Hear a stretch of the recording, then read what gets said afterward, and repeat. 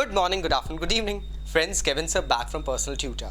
Standard 6 history playlist आप लोग देख रहे हैं. चैप्टर है new empires and kingdoms.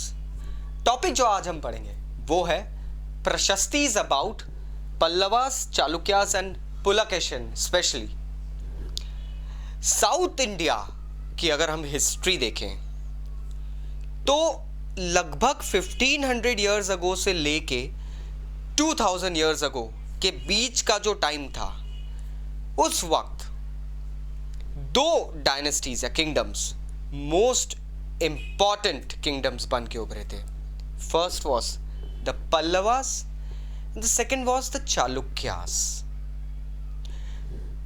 Pallava kingdom की अगर हम बात करें तो इसका एक्सटेंट कांजीवरम से लेके कावेरी डेल्टा तक था.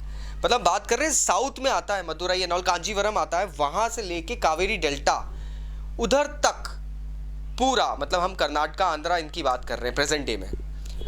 And then there were Chalukyas, जो कि रायचूर दोआब से लेकर कृष्णा और तुंगभद्रा डेल्टा, कृष्णा और तुंगभद्रा दो रिवर्स है दोस्तों, उनकी डेल्टा तक फैला था.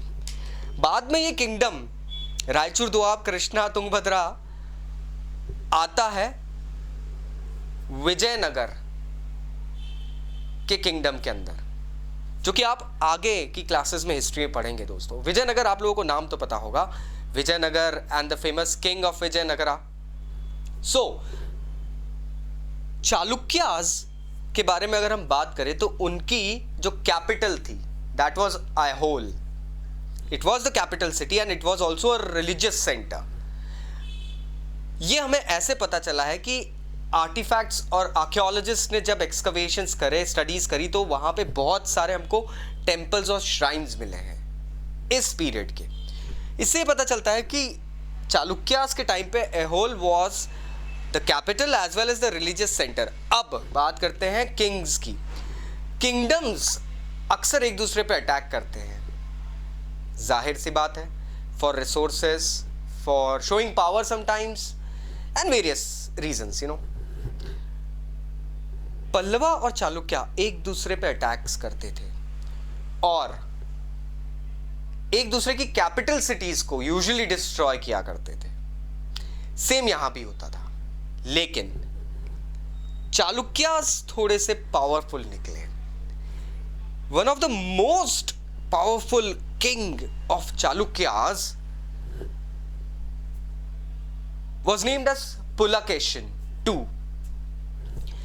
पुलकेशिन के बारे में हमें किस प्रशस्ति से पता चलता है? हमें अधिकतर किंग्स की प्रशस्तियों से ही उनके बारे में पता चल रहा है. मतलब उनके बारे में कुछ पोएट्री होती है या कुछ होती है, जैसे कि मैं बार बार बोलता हूं, हम कहते हैं बुंदेले हर बोलो के मुंह हमने सुनी कहानी थी, खूब लड़ी मर्दानी वो तो झांसी वाली रानी थी. This is also a sort of प्रशस्ति. उनके बारे में एक व्याख्या करी गई है, एक पोयम है. अब यहां पर पुलकेशिन की प्रशस्ति लिखी थी रवि कीर्ति नाम के एक पोएट ने, जो कि उनके ही कोर्ट में मौजूद थे. इस प्रशस्ति में हमें यह पता चलता है कि पुलकेशिन के पहले उनकी जो जीनियोलॉजी थी वो 4 जनरेशंस तक मेंशन करी गई थी, और ये कहा गया था कि पुलकेशिन को उनके अंकल की डेथ के बाद में जो चालुक्या किंगडम था वो मिला था. मतलब ही वॉज ओनली उनका कोरोनेशन जो हुआ था वो उनके अंकल की डेथ के बाद में हुआ था. पुलकेशिन वॉज अ किंग जो ईस्टर्न और वेस्टर्न कोस्ट ऑफ इंडियन सब कॉन्टिनेंट पेनिनसुलर रीजन में लगातार अपनी पकड़ बना के रखते थे. और दोस्तों, he was the one who actually went ahead and stopped the advances of a king called Harshvardhan.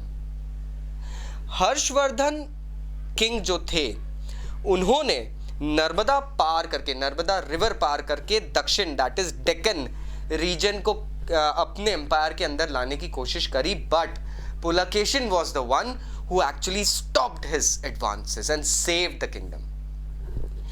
Pulakeshin के बारे में प्रशस्ति में रवि कीर्ति के कुछ एक्सक्रिप्ट्स में बताता हूं. फॉर एग्जाम्पल, वो ये कहते हैं कि हर्ष जो नाम होता है उसका मतलब होता है खुशी, लेकिन पुलकेशिन से हारने के बाद हर्षवर्धन के अंदर कोई खुशी बाकी नहीं रह गई थी। साथ ही पल्लवा किंग्स के बारे में भी कहा गया है कि पुलकेशिन से हारने के बाद पल्लव किंग्स कांचीपुरम की दीवारों के पीछे जाके छिप गए थे। तो ये एक एक किंग की बड़ाई करने के तरीके होते हैं एंड मॉकरी करते हैं, तो वो चीज़ें हमें अच्छा हमको प्रशस्तीज में मिलती है। लेकिन पुलकेशिन को भी एक जगह हार माननी पड़ी थी। It was due to sudden rise of some new and powerful kingdoms known as the Rashtrakutas and Cholas. So, इनके बारे में हम पढ़ेंगे अगले टॉपिक में। Stay tuned for the next video. Take care. Bye bye.